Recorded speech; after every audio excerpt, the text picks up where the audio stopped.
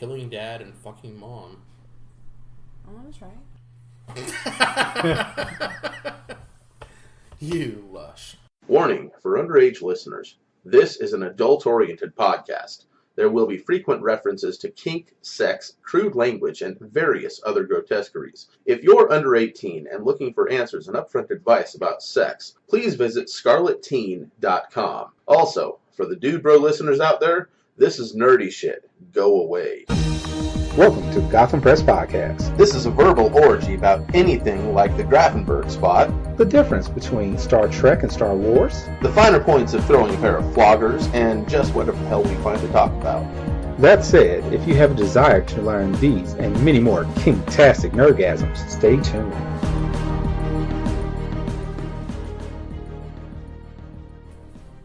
Hey everybody, Gotham Press is back again. We told you we're going to keep coming. Wait a second, that didn't sound right. It's Britney, bitch. What the hell's wrong with you? That's what it says. That's what says. I am opening Cards Against Humanity expansion packs. Ugh. That's one of the white cards. You and your Cards Against Humanity fetish. If I randomly say some bullshit that has nothing to do with the podcast tonight, that's why. We have a return guest. Oh my god. Return guest, please say something. Hi, I'm Valerian. Hi, Valerian. Valerian came back. I thought we scared her off last time. You mean you? Potato. I do live here, so it's kind of hard to scare me off. Okay, I'll give you that. Welcome back. Season 3, Episode 7. We keep going. I like it. What were the topics tonight?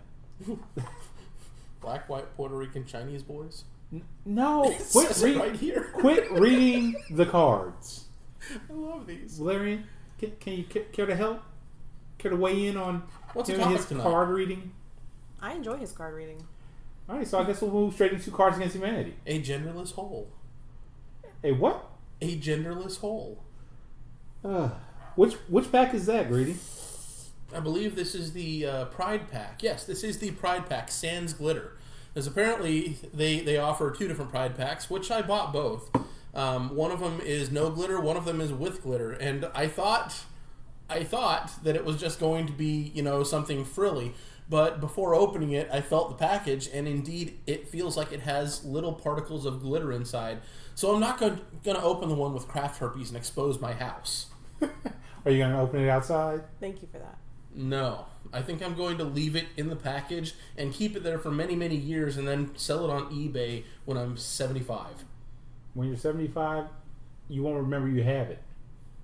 Your old timers will have kicked in by then. My what? Exactly. The Pride Pack is appropriate since it's Pride Month. It really is. I'm very glad that I bought it. Between the Pride Pack, the Theater Pack, the Cornholes Pack, I'm noticing a theme here.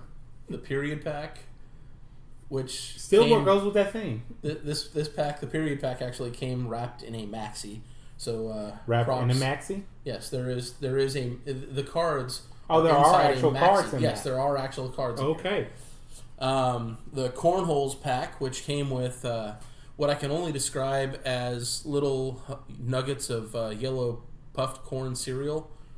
Let's see, the Dad Pack, because Father's Day is a thing. It came in a DVD case for Hom Tank's Blood Oath Remembrance, the movie. I'm not sure if it actually has a DVD in here. If it does, I'm going to watch it just for shits and giggles. But there's 30 cards in there. College Pack, the Weed Pack, the Cards Against Humanity Saves America Pack. This is a menagerie of cards. You have a problem. Probably. At least he admits to it. Yeah, that's true. It's the first step. What's the next step? A support group of some kind. I'm sure there's a 12-step program. They're just going to end up playing Cards Against Humanity. Can I read this one? Will it offend people? I'm not even going to look at it. Just read it. The careless cunt who left a water ring on my credenza. What's a credenza? I don't know. But apparently a careless cunt left a water ring there. Yeah, I know what a credenza is, but I can't think of the definition right now. That's horrible. Google! You Google that. Googling. So, Valerian, do you play Cards Against Humanity? When the occasion arises. Do you enjoy Cards Against Humanity? I do. It's a little overplayed now. I feel like people play it way too often and kind of got burnt out on it. They keep coming up with all these new cards for new horrific combinations. I really want to see what the period pack's all about. As a woman, I just think it's going to be horrific, and I can't wait. So, it's a sidebar used in a home or restaurant. A sidebar? That's what a credenza is. sidebar. Okay. I was going to say. So, my first time that I ever played Cards Against Humanity, I got 2 cards and thought that somebody was trying to punk me. I got the Black Power Ranger and the Biggest Blackest Dick. And I looked at both these cards and I'm like, who dealt these to me?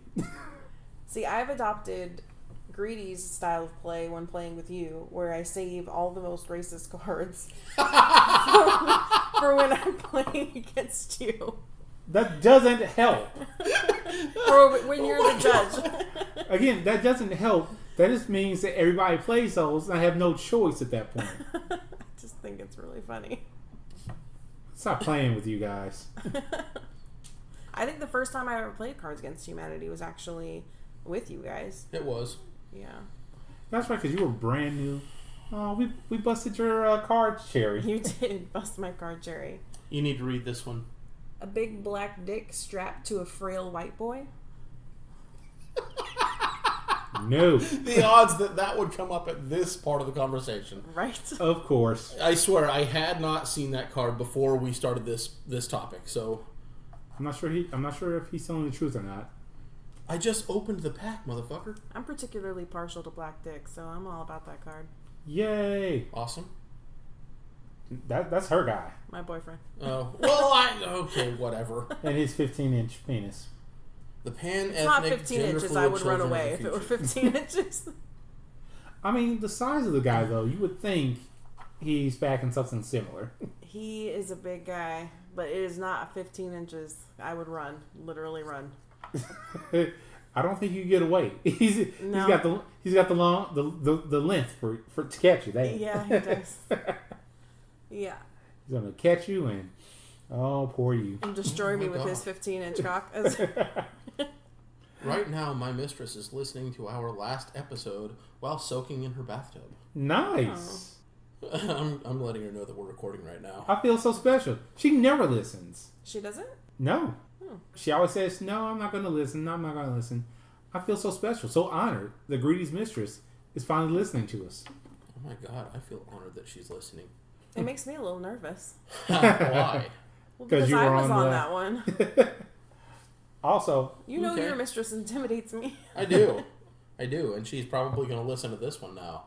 Well, yay! I don't think it's a secret to her that she intimidates Wait, me. I just thought about it. The two of us, she wouldn't listen to, but the two of us plus Valerian, she'll listen to. And Valerian, thank you. I know. Retro was on there with us too, Bella. Yeah. as was her mystery man. Yeah. Yes, Silent Bob and Retro, they're great.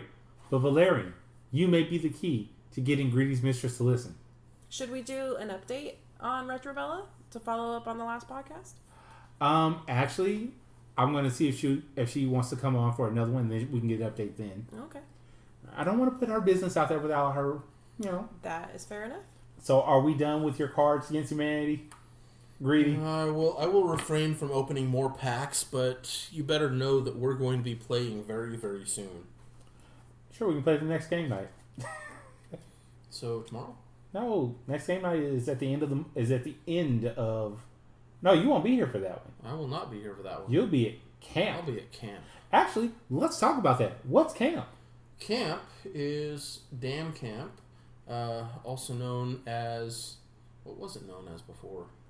Camp Perv, that's what it was. I was like, I don't know what it was before. Yeah, it used to be known as Camp Perv, where kinksters and polys and anybody that was alternative lifestyle could go out into the wild and do whatever the hell they pleased, because it was off the beaten path and not your everyday person would go up to where it was.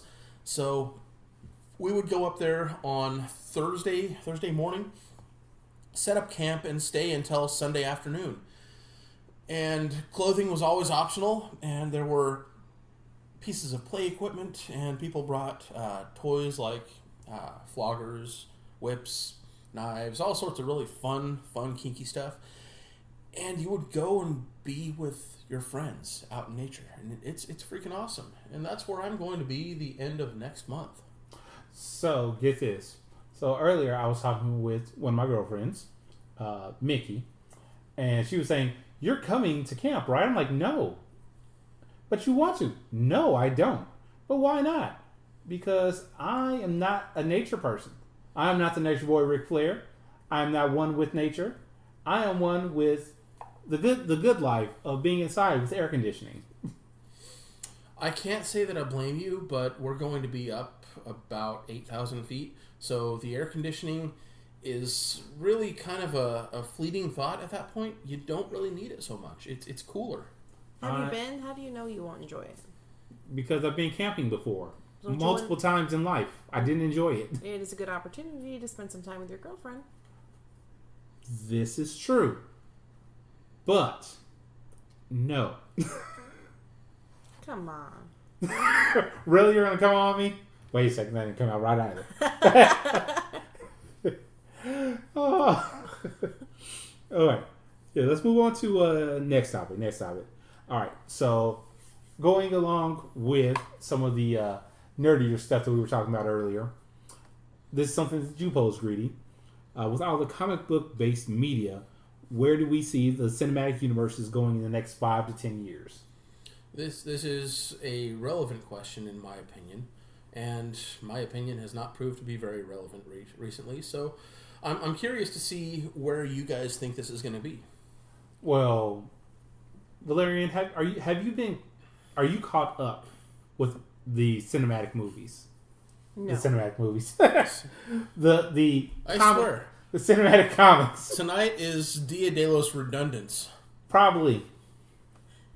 Like white Caucasian? Uh-huh. That was funny. No, I'm not caught up. And in fact, we talked about that in the last podcast, that I need to do like a whole Marvel marathon. Right, but see, that was like 2 weeks ago. You could have caught up by now. No, I don't know when I would have done that. Hey, I've got an idea. You always have an idea. Let's do that. Let's, as a household, do that. We'll like. Didn't we have a suggestion last time? Maybe. So are you like pick a movie night like once a week and watch one? Once or twice a week. Once or twice a week. Once or twice a week, we'll sit down as a group and watch a movie right here in the living room. Maybe. We can do that. But the answer is no, I am not caught up, and I am really undereducated on this topic because I don't know anything about comic books hardly at all. It's okay. It's all right. We can teach you. We, the men of the Gotham Press, can teach you. Okay. He's trying to mansplain something. I think it's coming off as correctile dysfunction.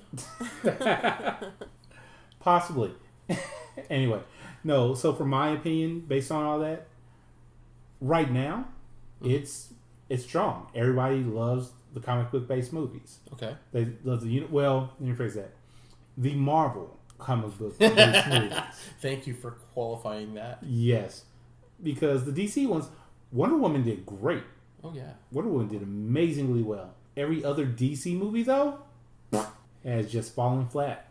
So wait, wasn't Suicide Squad a DC movie? It was, and it fell flat. It did. It did? I thought it did well. I personally, I enjoyed it for what it was. I loved it. But a lot of people did not.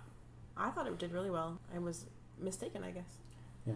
In the overall, and when I'm speaking this, I'm not speaking as the worldwide community, what they like. I'm talking the actual comic book loving nerd community. But they didn't like it. They did not like it. Why? Well, one big factor, actually a couple of factors. They didn't like Jared Leto as the Joker. Not Jared Leto, the version of the Joker that he portrayed. Really? Yeah, because there are several versions of the Joker in the comics. Mm-hmm. That particular one is not one that's well liked. I would say that was my favorite part of the movie. And that's fine. Joker and Harley. Right. Do you remember the scene when they showed Joker, like the classic Joker look, and Harley in her black and red classic outfit? It was just like a little quick scene with the two of them together. Mm-hmm. Yeah, that was the look that the fans were really looking for. And then they just shat on that when they took it away like 10 seconds after they started that scene. Pretty much. But, and then Will Smith is a great actor. I love Will Smith's movies. They could have got somebody else for Deadshot. Oh, yeah. Because Deadshot isn't even black on the comic. I want to say he's Hispanic in the comic. Hispanic. Yeah. Is this the movie that had that crazy chick in the end that was doing that weird movement? Yes. Yeah, that was weird. I didn't like that part. Yeah. And that's even a character in the comics, and that's fine. But the way that they had her movement was just really awkward to watch for some reason. I think it was supposed to be awkward to watch. Yeah. What upset me about that, because the movie's been out long enough, spoiler alert if you haven't seen it. When they defeated her at the end. They defeated her? Anyway, and you thought the girl was dead. In my head, I'm thinking, don't get up. Just let her have died. It's okay. You can have somebody die in the comic, even the good guys. She died. She died a good death. Let her. Nope, she's getting up. She's fine. Never mind. Yeah. That's something that upset me about the movie. It was like, don't make her sacrifice mean nothing. Because she didn't sacrifice anything now. It's just kind of like, oh, all right, all that trauma that we went through, no reason. Now, Diablo, he's gone, apparently, supposedly. But we'll see what happens. If they come out with another one. I'll believe it 10 movies down the line when he's still not back. So, I think that one of Greedy's questions was, where do you think the Marvel Universe is going to be able to go? Because they're using all their material. Okay, as far as the Marvel material, they have decades of material to pull from. Yes, they're using all their big names up front, but they literally have decades of stuff to pull from. Well, but that's exactly my point. The big names are the ones that society as a whole knows and recognizes. When they run out of those big names, who the fuck is going to come after Captain Squirm? I mean... Here's the thing. Guardians of the Galaxy, nobody knew that before the movie. Ant-Man. People knew of Ant-Man, but nobody cared about Ant-Man before the movie. Yeah. What they're proving is they can bring out these lesser-known characters and then build up a fan base around them. A lot of their shows that they're doing, they're building up lesser-known characters. Jessica Jones? I didn't know who Jessica Jones was before the Netflix series. Yeah, okay, that's a good point. Luke Cage, I knew of him, but I didn't know about him before the series. Fucking Iron Fist. I still don't really care about Iron Fist. His season was weak. I'm hoping they're going to do better next season. Daredevil. People know Daredevil, and that's why they started with him. Well, but they started Daredevil with the movie, the fucking... Oh, please, dear God, don't... Ben Affleck, yeah. And how many years ago was that? That was before Marvel had its own studio. True. And yeah, we don't speak of that. Yeah. So you did not like Ben Affleck as Daredevil? Is that what I'm taking away from this conversation? 90% of people didn't like Ben Affleck as Daredevil. You may have liked him, but I'm saying most of the people in the comic community were just like, what the hell is this? So was he thinking that he could redeem himself like Ryan Reynolds did with Deadpool by becoming in as Batman? Here's the thing. I can't blame him for Batman. I blame bad writing. I blame studio decisions for most of that. The only thing I can blame him for is allowing himself to be pulled into that deeply with it. I mean, did you ever see any of his interviews after the movie released? No. There's one that's famous that as they're talking about it, you see him look like he's about to get pissed off or cry because they're talking about the movie. He's like, oh dear God, this shit shows in is the look he has on his face. He tried to get out of doing another Batman solo film. He tried his best, but he's contractually locked into it. But wasn't he going to direct a movie? Yes, he still wants to direct it, but he does not want to act in it. He does not want to act in it at all. So can't he change the direction of his character a little bit? He could try, But at this point, the fans have already spoken as far as outrage. Now, if he came out and did an amazing job as Batman, great, that can help. But in reality, the studio wants it to go a certain way. It wants it to be pigeonholed in to fit with the rest of the Justice League movie and the Batman v Superman movie. It may not work out that well. So basically, the studio doesn't give a shit about the people that actually know the comics.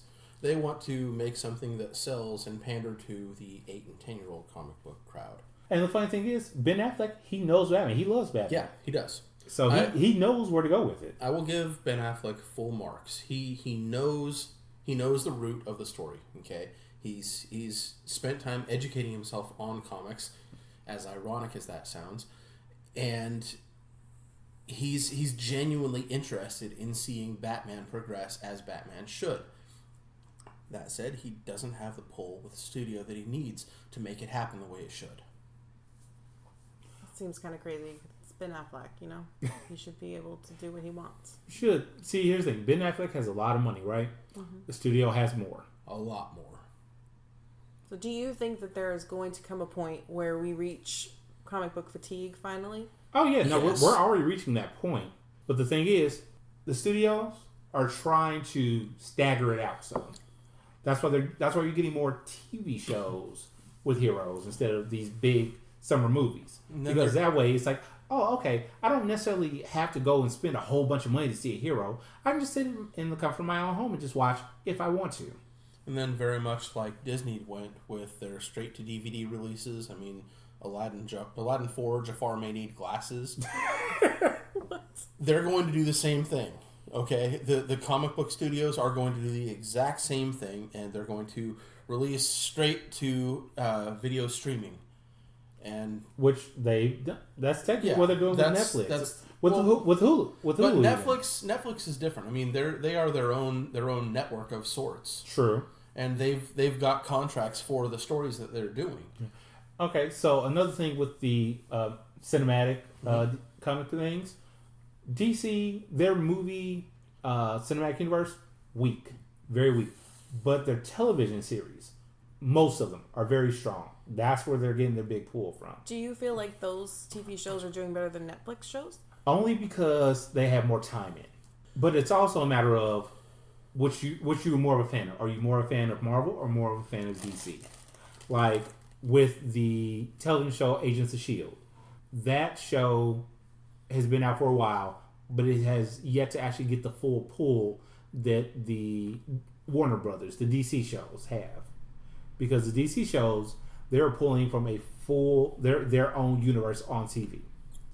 Whereas Agents of S.H.I.E.L.D., they were creating their own thing, but they were still trying to work within the confines of the movie universe. Mm-hmm. Which I like that fact. I like the fact that, hey, these things that happen, these big things that happen, are affecting the small things that the bigger heroes just don't know about. I feel like the quality of the TV show is better on Netflix than it is on, what is it, the CW? CW. Yeah. Well, and I agree with that only because Netflix doesn't have the restraints that CW has. That's true. It is a more of a gritty, real feeling, and the CW just feels more like Monster of the Week.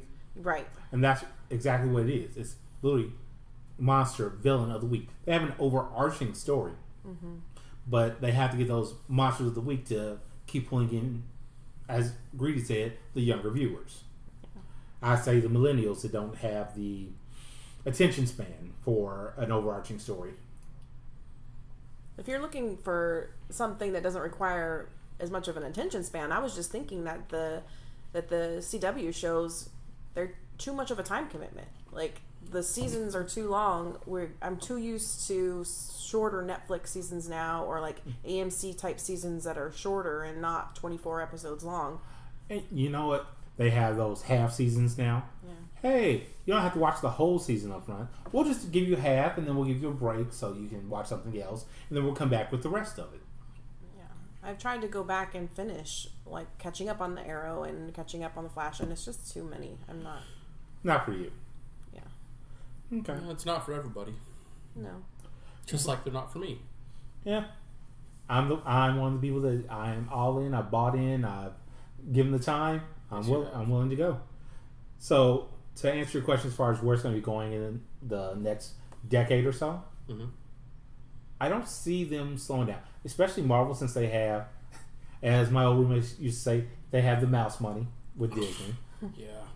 So they can afford to take chances and do all this. Not that Warner Brothers is poor by any means, but Warner Brothers usually won't take as many chances as Disney will, because they have the money to back up whatever chances they decide to take. Honestly, I was happy when I heard the news that Disney might be buying Fox. Really? Yeah. The only thing I was worried about was them taking Deadpool from an R rating to like a PG-13. They better not. No. But no, they said they wouldn't. But then, I forget who else it was, what the company was, they swooped in and they're talking about buying Fox instead. Oh. So what this means now is that we still won't have the X-Men or Deadpool or the Fantastic Four within the Marvel Universe. They're still going to be on their own thing. Why does Fox need to be bought? Because Fox is its own entity. They have their own movie studio. Right. And that studio is completely separate from the current Marvel Universe. There's no way to get any of those characters in there. No, I get that, but why is anybody thinking about buying Fox? Like, why are they trying to sell their company? Well, Fox is running into some money troubles. Oh, I see. Because most of their movies, even the good X-Men movies, did not provide as much revenue as they were hoping. Really, Disney does not need to buy another studio. I mean, the only reason many fans want it is because with the series that Fox own, like the X-Men and the Fantastic Four, there are a lot of stories that they want to do that they can't do to comic book quality, like the way the fans actually remember it or want it to be, because they don't own the characters to do it with. Like, Fox literally owns all of the mutants. That was another thing that pissed Marvel off. Fox told Marvel Studios that they are not allowed to use the word mutant in any of their movies. Is that why they call them? What do they call them? Metahumans? No, Metahumans is DC. DC. They call them Changelings. No, not changelings. No. Crap, I cannot remember. Powered people, enhanced, or something like that. But basically, they use every word that is not mutant. Like when they put in Quicksilver and Scarlet Witch in the overall Avengers movies, they're both mutants, but they couldn't say that. The only reason that they got them in there was because there was a loophole where Scarlet Witch and Quicksilver were technically part of the Avengers. And because of that, that's why you had in the X-Men movies, you had their own version of Quicksilver, and in the Avengers movies, the overall MCU, they had their own version of Quicksilver and Scarlet Witch. See, I am so out of touch with comic books that I don't even know who those characters are. Quicksilver's a really fun guy that runs really fast. Scarlet Witch is the chick that makes things move with her hands. That's the best I can tell you right now. All right, I'm sorry. I have gone way overboard on this topic. You are a comic book enthusiast, and it shows. I do my best. That's why I asked you that. Thing is, I'm not even the most enthusiastic person that I know. I have a friend that lives back in... Actually, I have two friends that live back in St. Louis. The two of them in a room together was hilarious, because you throw out a comic book related topic, and that was a conversation / argument / agreeable conversation for like hours. All right, so moving on from that. If you have any thoughts about comics or about where you think things are going to be going, feel free to hit us up on FetLife, on Facebook, on Twitter. We're everywhere. Let's see here. So, I'm going to move over to the kink side of things. First question we have. All right, how do you feel about being honest about what you want, both to yourself and to others? Valerian? Why don't you start, Greedy? Well, because I said Valerian. And then I said Greedy. Yeah, whatever. Honesty is like, Speak up. it's the core of what we do. I mean, if you're not going to be honest with the people you're involved with, then why the fuck are you doing this to begin with? You're going to wind up hurting yourself and or somebody else severely. Okay, that's true. But what about being honest with yourself about what you want? In regards to, hey, I want this person and I love this person. I really want this, but they don't. Again, it goes back to what I just said. If you're not going to be honest with yourself and with others, why the fuck are you doing this? Are you doing this to please somebody else, but you're doing something that you don't really like? I mean, the fuck? It can be hard to be honest with yourself, and it can be really hard to face certain truths about yourself that you don't want to face. Like, I'm a kinky motherfucker, and I don't know that that's a positive thing, and so I'm going to try to shove that down and live a vanilla life. I think many of us have experience with that. And, being honest with yourself that this is actually something that I need in my life and in my relationships, and I will not be happy without it, can be hard and can be something that you're not trying to avoid on purpose, but you just don't see for a long time. So it takes some work, and it takes some digging, and it takes a lot of self-reflection in order to be honest with yourself about who you are and what you really want. All right. So from my personal experience, there are times where you're thinking, okay, I want this. This is what I want. And like you said, Greedy, yes, I want to be honest with this person, but I know that this person isn't into that. I want to be with this person, so I now have to, as she said, either not be honest and pull it back, or be honest and then I don't get to be with this person that I care about. Okay, you're limiting yourself to what your fears are. What you just said. Okay, either I have to do this and limit myself, or I have to do this and not get what I want. Well, who says that? Who says that there are only two options there? Well, I'm not saying that there are only two options, but what I'm saying is the experience a lot of people have is just that. Think of people in vanilla relationships. Mm-hmm. All right, hey, I want to go and do this, honey. Let's go do this. No, we're not going to do that. We're going to do this. Okay, honey, we'll do that. That's a lot of vanilla relationships, right? Yeah, and that's what a lot of people are bringing to their kink relationships. Okay, there is the problem though. That's the dishonesty. You're not saying, hey, this is something I really want to do. You're saying, oh, you don't want to do that? Okay, I'll cower to you. What the fuck? Do what you want. Tell like, okay, let's say, just for posterity here, let's say that Awesome and I are in a relationship. Okay? I'm the top. I get to watch. You wish. You say you get to watch? Yeah, she did.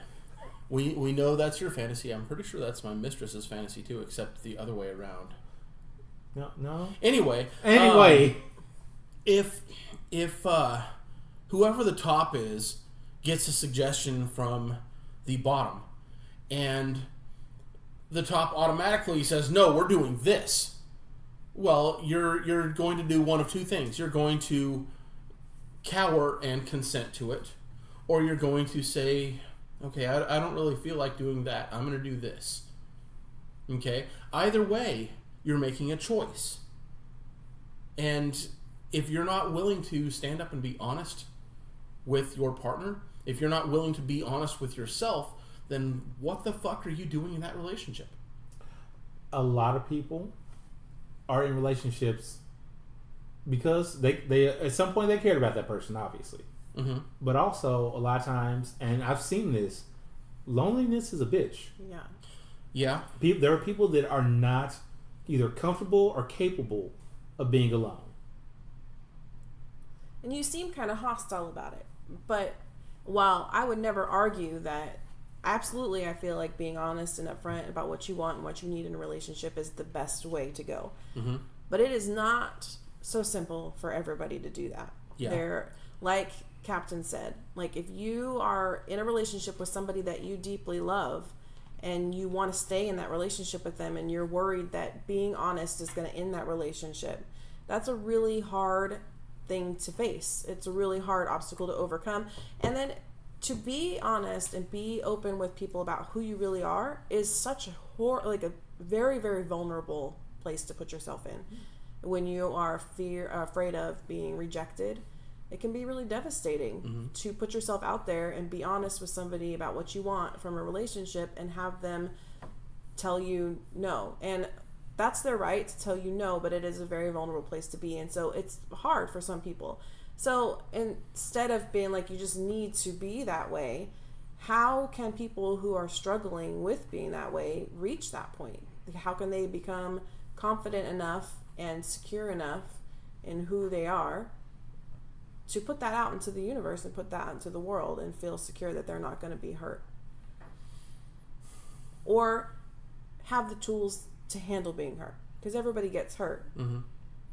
That is a solid question that I do not feel I am qualified to answer. You pointed out that I appear very hostile about this. Yes, I am. I used to be in a relationship where I was told what I was going to do even after I made a suggestion, and it made me feel like shit. And I got out of that relationship, thankfully. I got into a relationship with a woman that has pointed out to me that, hey, that's not okay. And she has done everything she can to keep me from sliding back to that. And now that I see it for what it is, it's like, how the hell did I miss this all those years? So have you always felt like you could go to your mistress and be completely honest about everything you want and everything you feel like you might need from your relationship? No. I have felt insecure about things, and that's been rooted in my past. So how did you get past that? By talking to her. No, by telling her this is how I feel, you know. I think it's based in my previous relationship, but this is how I feel, and I don't feel right. I think in the end that it might take a little bit at a time. If I know for me in my personal journey, I left my vanilla marriage and had to come to terms with the fact that I could not do vanilla like I thought I could, and that this was something that I needed in my life. So I had to be honest with myself about that. But even when I joined the community, I feel like I was having a hard time being honest about who I really was in my own kink to the people around me and to my relationships and to the relationships I was trying to start. And I think it took a little bit at a time, and over time it got easier and easier, and I'm still on that journey. But I will say that there's probably no chance that you're ever going to be really happy in your relationships, truly happy in your relationships, until you find a way to overcome that fear and be honest about what you really need and what you really want out of that relationship. Okay, here's a question. What is a step that you know that you took to do that? It was time. For me, it was just time. Like, it took time to trust the people in this community, to form relationships. It took time and it took experiences. It took releasing a little bit of who I am. So putting a little bit about who I am out there, and it not slapping me in the face. And I was accepted for it, and I was still loved for it. And then I felt, emboldened to reveal maybe a little bit more and be a little bit more honest about who I was. And then that helped me be honest with myself as well. It helped in my reflection. And then being exposed to different kinds of kinks and different kinds of relationship styles helped me see what I was even looking for myself, that I maybe didn't even know I was looking for it, or that I needed it, or experiencing things and realizing that wasn't for me helped me be honest with myself about who I was. But it just took time. I'm a very shy person, a very insecure person naturally, and so some people are really, they have a really outgoing and extroverted personality, and they're like, this is who I am. You could just fucking take it or leave it. And they have that confidence, and that's really great, and that's really awesome for them. But there are people like me that just really, they need time, and I feel like they can kind of get stuck where they're like, well, I didn't feel comfortable being honest about who I was up front, but now I do, and am I going to look like I was a liar before, or like I'm not an honest person before, or, like I'm not genuine, an authentic person? I wouldn't say that you, at least in this community, as far as my experience, I wouldn't say that you would look not authentic or like a liar. I'll say that you look like somebody that may have grown. That may like that is how you were before, but with, as you said, time and experience, now you've grown to know yourself better. Mm-hmm. And that's really what you want out of a good community, is that they're not just going to look at you and see you once and think, oh, that's exactly how you are forever. Greedy? Thoughts? I think that's pretty well spot on. I mean, yeah, I don't know that I could have said that any better. I'll do what I can. We're pretty lucky in our community. Wait, hold on. You know what? Greedy, you're a dick.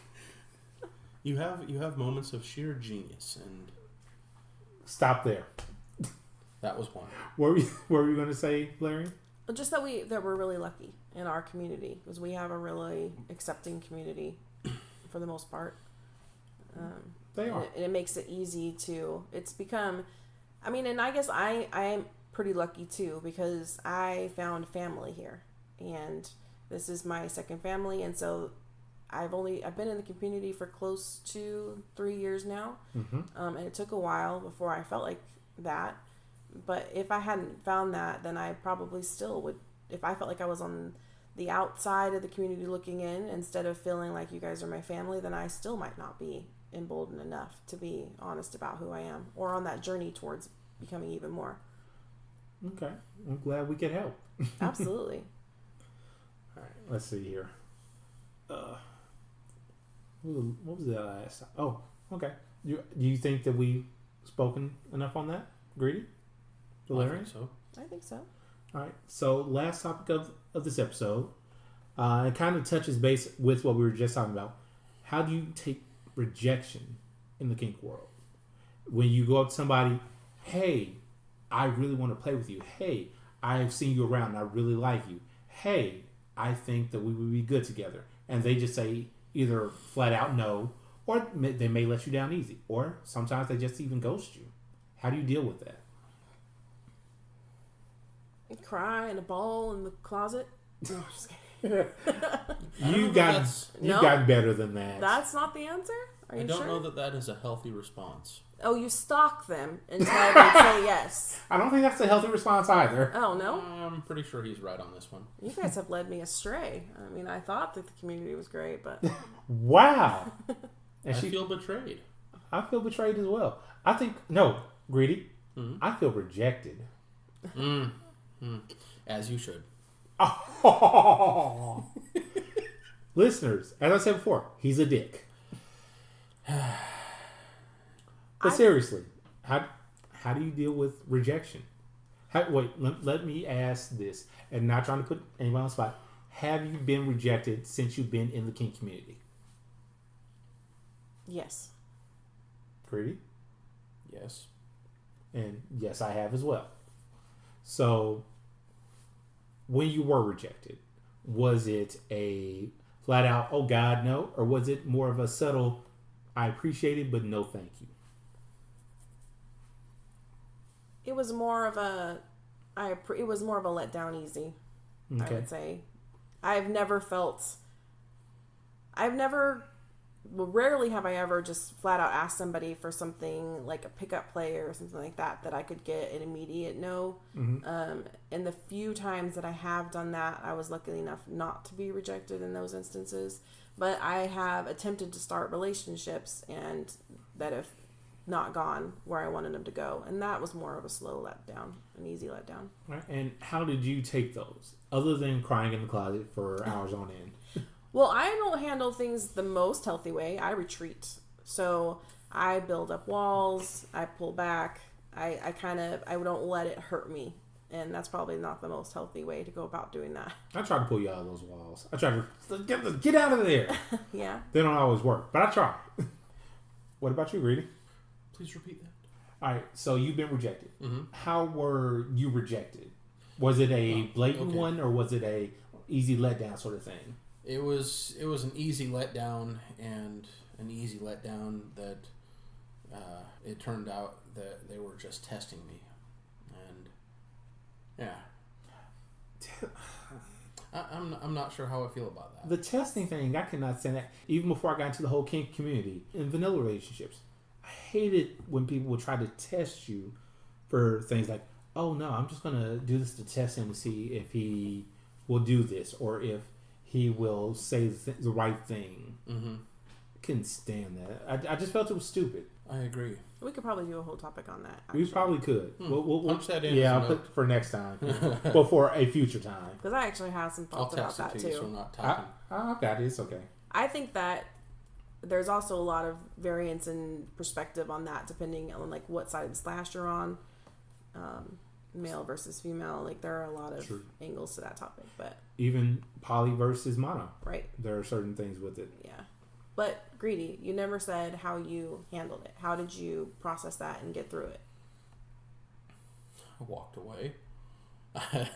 I really don't know how to process rejection very well. Yeah. I mean, I like to think that people don't reject me typically.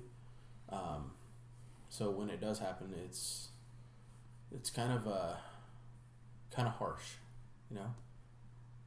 Do you feel like you have a good healthy confidence in yourself, so you don't see your interactions with people? Because I feel like some people naturally are looking through a filter and they see most interactions with other people as some form of rejection or another. And then I think other people have more confidence, and so when they're dealing with people, they don't see it as rejection.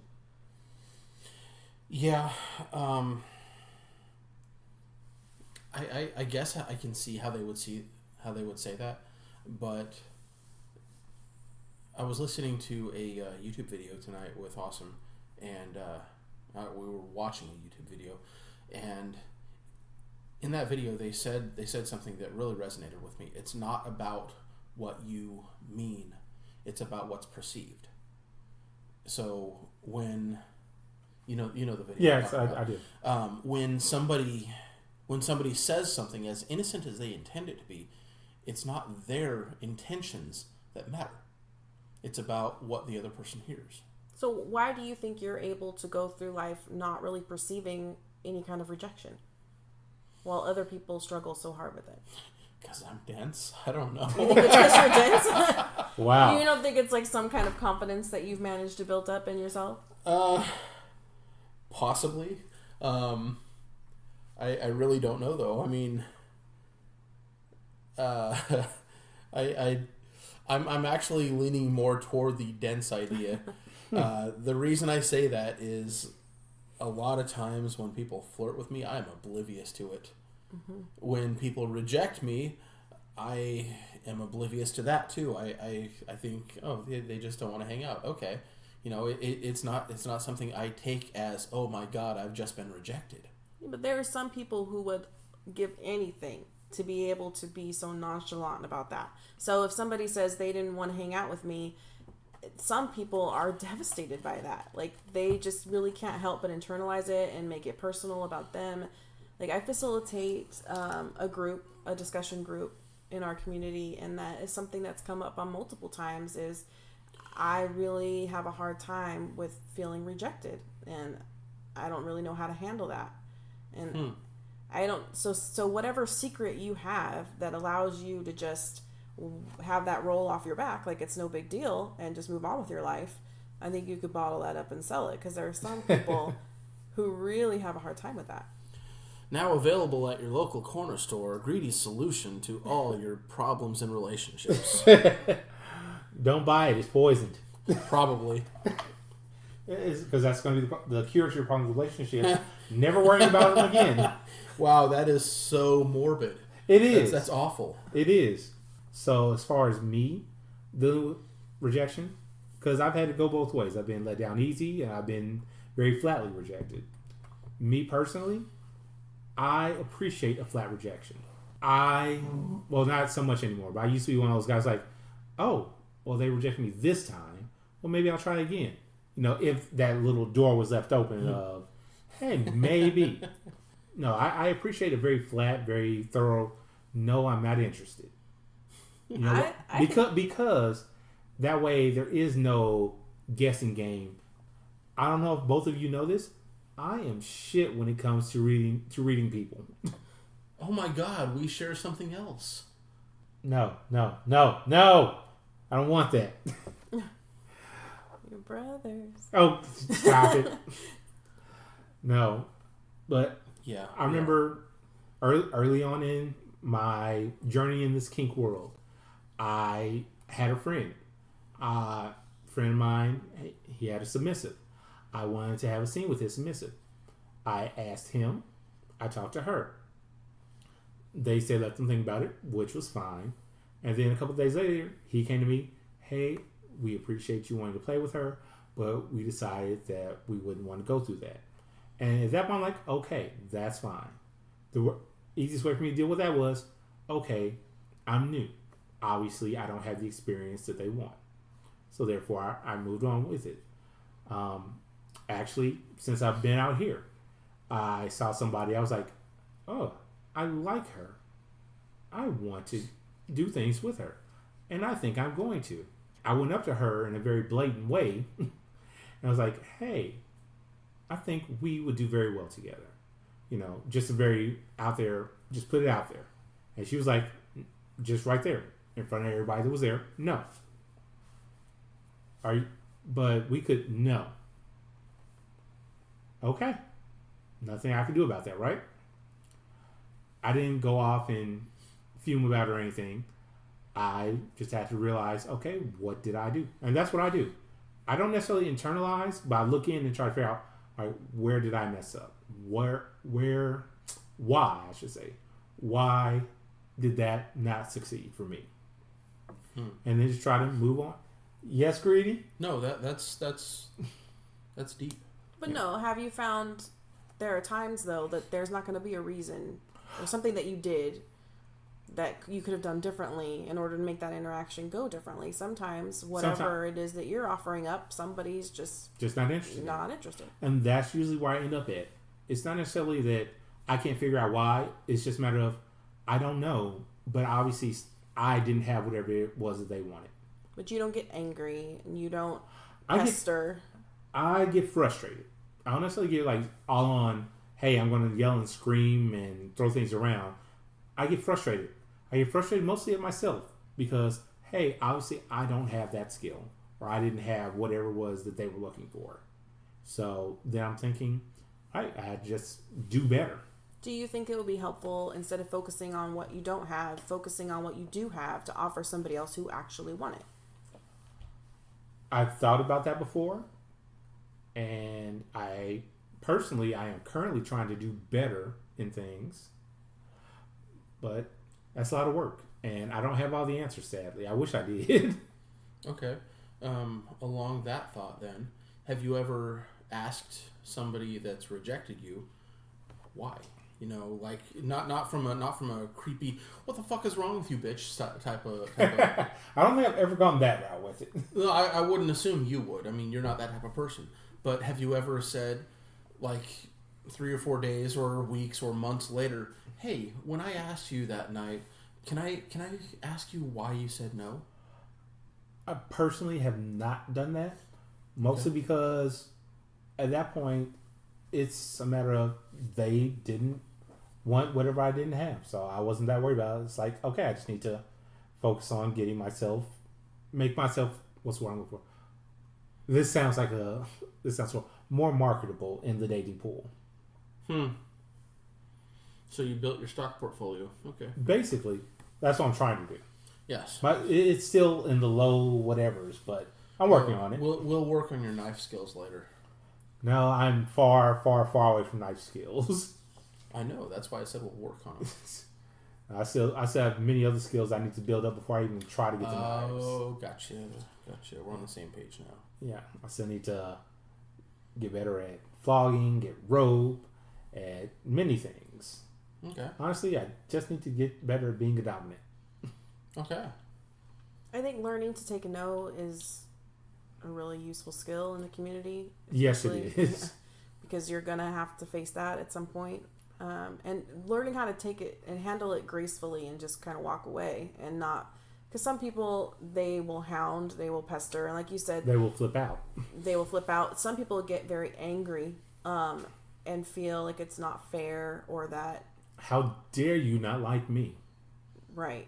Or I know somebody who always makes that other person kind of a bad person. So they don't like me because they're too shallow, or they're too selfish, or they're too concerned with what other people think, or it's always some kind of failing on the other person's fault. And that's the reason why they don't see how wonderful this person is, you know? And so it's really better to stay away from thoughts like that and stay away from the anger and just learn to take a graceful no.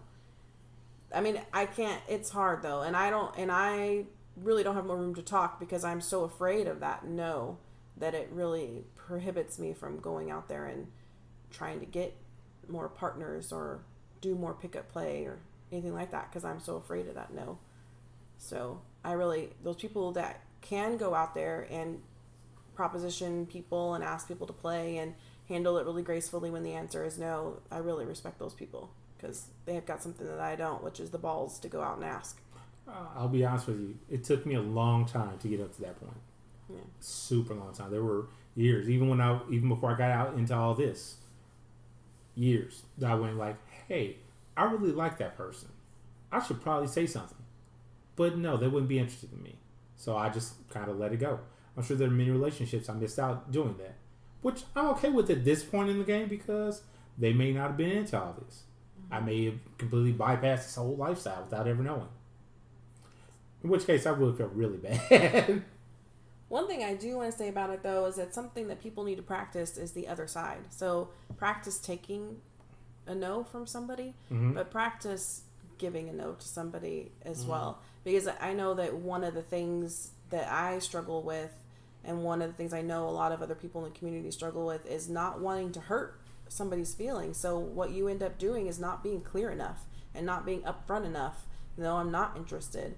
You leave that door open, like you were talking about earlier, right. and you try to let them down, but it's too soft of a letdown, and really you're just leading to more pain and worse misunderstandings later.